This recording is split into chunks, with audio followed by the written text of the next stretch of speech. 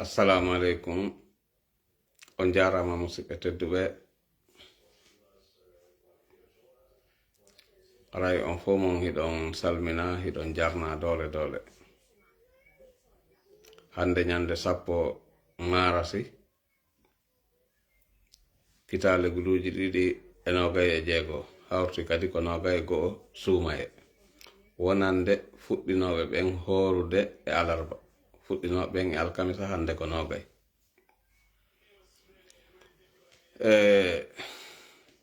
musidɓe tedduɓe ko adi kon fof tawo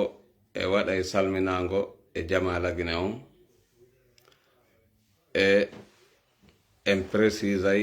yimɓe moƴƴiɓe ɓen e nder lagine Konakri no didorino hiɗen hiwroɓe hiɗen toro Allah on yo Allah on ɓeydu jam e kisiye e ɓeygureji maɓɓe maɗum e jam yo Allah waɗu jam e kisiye e ɓeygureji men en fop amin. Yo Allah on okku en barki e baraji ko woni kon e nder suumaye. Yo Allah on okku en barki e baraji ko wonɗen e wadde sadaka kon e ko wonɗen e juulude kon e ko wonɗen e jangude kon e ko wonɗen kon e wakkilade fi no gonga ñiɓira ka men. Haray fewndo ɗo yimɓe ɓen fop ɗuɗuɓe ɓen no maapi mi yata fow wayli wano sifa wano bawuri en ɓen ɗon kamɓe mapunde maɓɓe nden fewndo ɗo ko honno ɓe hendorto seldalen jallo ɓe ittamo wonki kin ko ɗum woni mapunde bawuri en nden enen noon mapunde men ɗen mapundeji men ɗin ko honno lagine heɓirta lanɗo moƴƴo sifa wano seldalen jallo wawa rettufiyade ɗi erreur wonɗi wadde ka nder leydi men ɗo. On andi haqqilaji ɗin no serti kono dans l'histoire on ko sifoto kon ma ko sifi kon hari en heɓali neɗɗo jogiɗo hen jogiɗo ngaygu wonɗo neɗɗo mo jogaki ko wi'ete kon ndimu e teddungal neɗɗo mo jogaki ko wi'ete kon moƴƴere e ɓernde mum nden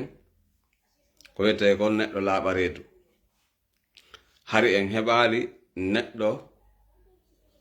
tuuna ɓerndejo angal ndimujo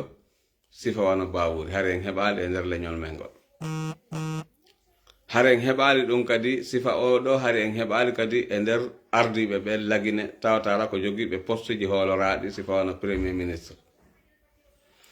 Dans l'histoire de tous les premiers ministres de la Guinée-Conakry, M. Baouri, il va devenir le premier ministre plus dangereux et plus péhor que toute l'histoire de la Guinée. M. Baouri, tout son discours, c'est pour discours de ranking, de haine, et tout ce qui se base sur faire la criminalité. Le discours de M. Baouri, c'est des discours de criminels. Donc, Mamadi Doumbouya, il n'a pas eu la chance. Mais ce n'est pas Mamadi Doumbouya seulement que moi je vais dire qu'il n'a pas eu la chance. Sinon, c'est la communauté mandin qui n'ont pas eu la chance.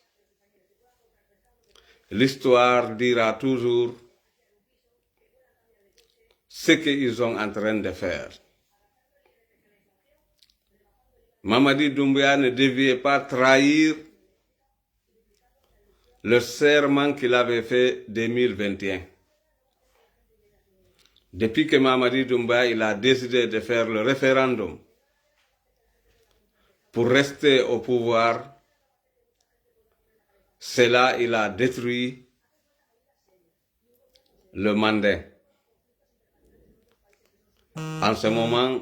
il y aura beaucoup qui vont lui supporter, mais à la fin, il y aura beaucoup qui vont regretter. Tierno Pita, on hiura maton no etana ala ton ilonge jam. Haray mi do hiuro on tom mi do lando sta ilonge jam. À la fin mi invite yo. C'est Allah on newni jabinani. Ha min gayna yewtude ko mi faala yewtude do. On tuma on baso to kade dun do goto be e mon ara yewta ko hondu yi e fi mese bawuri. Parce que o yi ko mese bawuri woni e mantade kon ko woni e dogude himo safa koyde ele makko jutude famintina wonde ma kanko e nder lagine on ala ɓurɗomo wonde gorko suusay. Kono o anday Allah honno e nder lagine kadi. Allah o wonday e fop kono nyande go o daranto jogiiɓe gonga ɓen. Mese bawuri o kanini battane makko ɗen. Ɗen battane makko non ɗe o kanini ɗon o heɓay ninse ɗe hay e goto heɓali dans l'histoire de la République de Guinée. Monsieur Baouri, moi j'ai beaucoup écouté ce qu'il est en train de dire. Donc si quelqu'un, j'ai entendu hier, ils disent que si quelqu'un, il pense qu'il va rester ailleurs et il va faire quelque chose dans nos pays, il ne connaît pas ce qu'il est en train de dire. Nous, on va rester ailleurs et on va diriger la Guinée. Inch'Allah. Wallahi, wallahi, wallahi, Monsieur Baouri. On yafantolang, idong andi ko amara asora ha heba kasora. Cerno Sanu Diallo. Sanifu. Okay. Miɗo hiwro on ton. Mi inni wondema taarika lagine on. Monsieur Baouri heɓay taarika ñidduɗo e nder lagine Conakry. Neɗɗo mo tawata hara hari jama on fop sina min mi tawanoka e ɓen aranum hari miɗo tawa aranum avant 2013 hari miɗo tawano e yiɗunoɓe Baouri ɓen hoolimo wonde maso woni yeeso e nder politique o tawama e nder politicien ɓe ɓen o waway wallitade lagine kono gilande makka Alhaji Sayku Yaya Bari mawɓe men laaminoɓe nga coordination e Alhaji Oumar Ndungu dingirayi Allah hinno maɓɓe kamɓe kadi ɓe fof ɓe woni Allah hinno e Alhaji Saïdou Mamad Saïdou ɓen ɗon hiɓe wuuri hiɓe selli ko ɓe jeeya ko Poore Daka e kañumma e général Baylo Sinami Fayu waaɓe wano ɓen ɓe immi ɓe yiidi e Monsieur Baouri kañumma e Alasilale Diallo ɓe yiidi e maɓɓe Dakar ka galle Monsieur Baouri ɓe yewtidi e Baouri ɓe haldi ɓe fotti wota Baouri wonu sombo bonnangol en yangiji mawɓe men ɓen e du'a uji mawɓe men ɓen yoɓe accu hara kanko Mese Bawuri o accu hara o wonali sabu wonugol ha kanko e Seldalen Diallo affrontement waɗa hakkunde maɓɓe ka politique tata hara ɓe haɓay kanko Mese Bawuri o wiɓe wondema haray o nani o jaɓi hande kadi haray o atakata Alaji Seldalen Diallo en tant que aussi un grand frère ko kanko wowlirno ni mi jaɓi onon mawɓe am ɓen ko yewtuɗon mi kon Seldalen Diallo mi atakatamo en tant que comme un grand frère. Ce n'est pas seulement parce que on a des mêmes politiques, on a des mêmes partis. Ça c'était 2013. Mese Bawuri 2015 woni duuɓi ɗiɗi yeeso ɗon ɗum woni 2015 o fotti Alaji Seldalen Diallo l'Élysée Paris ɓe yewti ɓe haldi ɓe fotti ko ɓe yewti ɗon kon Mese Bawuri bonniti fes ko ɓe halduno kon ka galle makko Dakar. Mawɓe ɓen noddi men menen e mawɓe men yewtidi Alaji Allah hinno Sayko Yaya Bari en Alaji Umar Ndungu en e moko baaɓe Fuuta ɓen joginoɓe doole fewndu on tuma ɓen me yewtidi e maɓɓe me waɗi Europe ɗo commission solide mo tata hara hay hunde ala ko haɗata me yewtida e kala mo men faala e nder Lagine Conakry ko ɗum waɗi toujours mi innayi docteur Abdourahmane miɗo hiwromo miɗo salminamo miɗo weltanomo sabandema o wonani lan sabu andidirgol e yimɓe ɗuɗuɓe kelɗuɓe e nder aduna o hay so tawi woni fewn ɗo position ji amen ɗin yaada e hedde façon ji goɗɗi go kono wona hedde ka politique kono woodi goɗɗi tatara hino manki yaadugol ngol kono ɗum ɗo wayre wona fi ɗum arɗen ɗo ñande goo mi haalno e on ko fi hon ɗum addi tatara minen ɗiɗo hedde bange on ɗon meɗen manki famodirgol kono ɗum ɗo wona fi ka politique meɗen nokku goto par ce que min fof komin militant ɓe IFDC haray kon ɗum woni plus important on wayri mi heeɓi ko ñoƴƴitinmi seeɗa ko ɗum waɗino si kuppinane laabi ɗiɗi haray ko honɗum woni important on koyo en andu IFDC no wuuri no selli ken hay hunde ala ko waɗi IFDC sabandema IFDC ko an ko min ko enen woni IFDC Seldalen Diallo no woni engagé fiyo laamo Lagine ɓuri ka o wonno aranum ɗon Mese Boubacar Camara on jarama haray Seldalen Diallo no woni engagé ɓuri ka o wonno aranum ɗon ko honɗum woni min komi haalanta en koyo en immo daroɗen dankaranno ɗen jogodiren tamodiren ande Lagine Conakry ko enen fop Allah hawti Lagine ko fi men en fop wona fi mo sikki wondema kañum tun laamoto Lagine kañum tun heditiɓen fop mum hara kañum laamaki Lagine haray o ɗayni hoore makko ko ɗum woni ko ɓeɗo maninkaɓe musidɓe men woni ko ɓe faala wadde ɗo e nder Lagine Conakry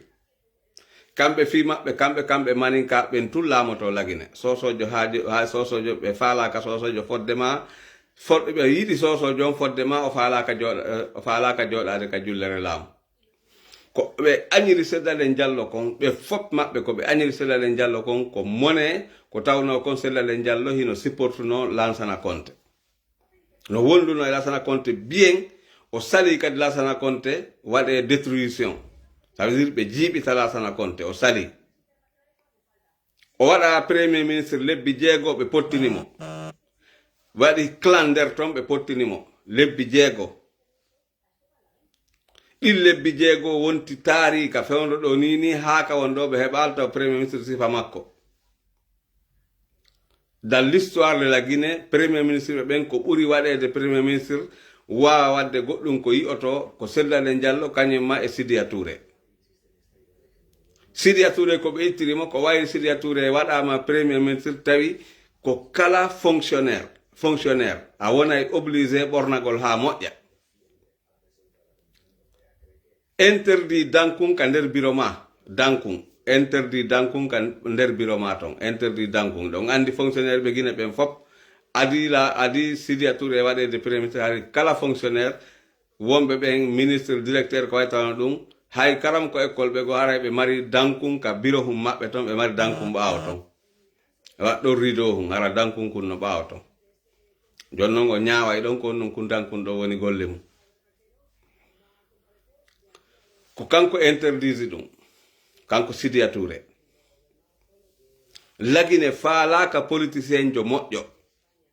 lagine kamɓe ko ɓe faala ko politicien ɓe bomɓe criminel ɓe waray ɓe yimɓe viola bonna eɓɓoreji jama on ko ɓen ɗon kamɓe ɓe mari haaju e mum si woni tun a faalama moƴƴinde hande kadi an on a woni neɗɗo mo faama mo fina mo anda ko waɗete ko ɗum woni ko ɓe jogii en fewndo ɗo leydi no waawi wonde hara ndi leydi ɗon gonga wowlatake kala wolɗo gonga o heɓi probléme owe ɗum ɗon moƴƴa e leydi waawi moƴƴude wo si tawi woni foppo fonnama hara mo heɓi probléme o wowlay gonga si tawi woni saria on no jonitimo gonga o hetta gonga si saria jonitamo gonga ara hettata gonga ko ɗum woni gonga on kono haɓɓitagol kañum ko kañum tun andi heɗitiɓen fof ɗum hay hunde anda ɗum ko ella molanaɗo yo Allah dandu ɗum ɗon kontinde ka nder leydi men menen ɓeɓe haynoto ɗon ɗo min yarata ɓawre e fi IFDC menen fi amen hay hunde ala ko waɗi IFDC no wuuri no selli fodde ma meɗen renti Seydou Diallo yeeso amen meɗen andi hay hunde ala ko waɗi IFDC monsieur Bawuri plan makko on foppo fewndo ɗo ko fiyo Seydou Diallo nangue ware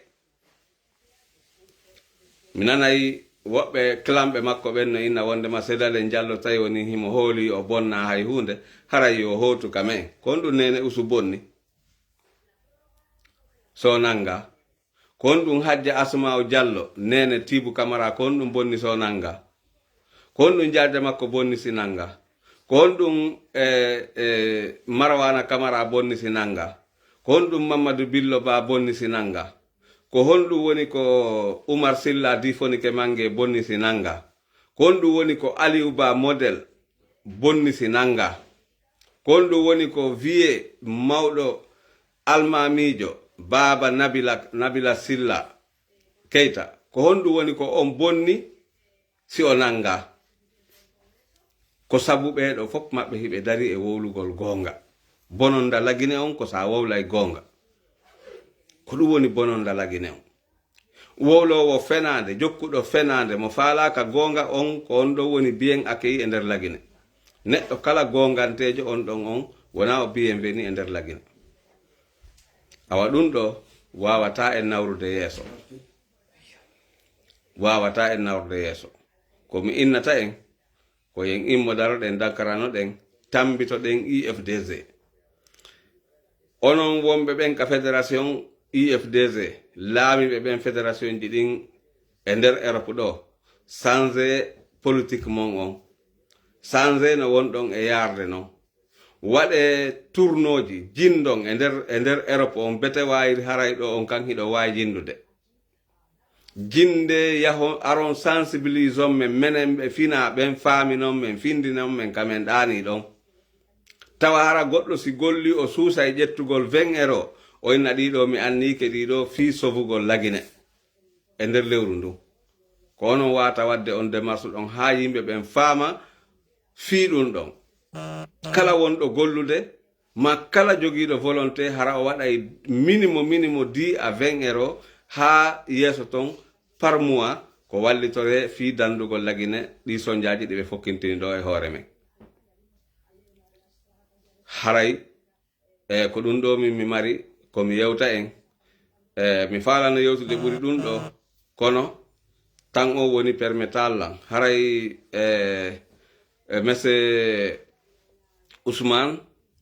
haray mi aroya ñande go fi invitation o mi yi demande ko waɗɗa kon kono